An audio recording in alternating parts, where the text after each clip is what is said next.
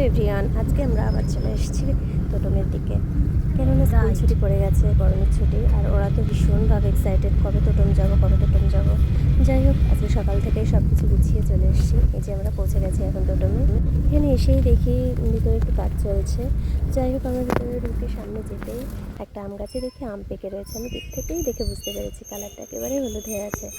তাই বিভোরকে ডাক দিলাম, বিভোর এসে আমটা পারলো।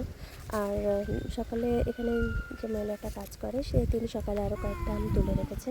ওরা দেখো কিভাবে দেখছে, এত মজা পাচ্ছে দেখতে। তো কুটু তো হাতে পাবে না, তার জন্য বিভোরই পারলো আমটা। তারপর ঘরে যেয়ে দেখি যে আমগুলো তুলে রেখেছে সকালে, সেই আমগুলো অনেক কালার হয়ে গেছে। দেখো 4-5টা আম। ওরা এসেই বলছে খিদে পেয়ে গেছে। আসার সময় স্ন্যাক্স নিয়ে এসেছিলাম কিছু, সেখান থেকে পপকর্নটা দিলাম, ওটা খাচ্ছিল। খেতে খেতেই দেখি পাশে একটা গাছে একদম আম হলুদ হয়ে গেছে আরেকটা।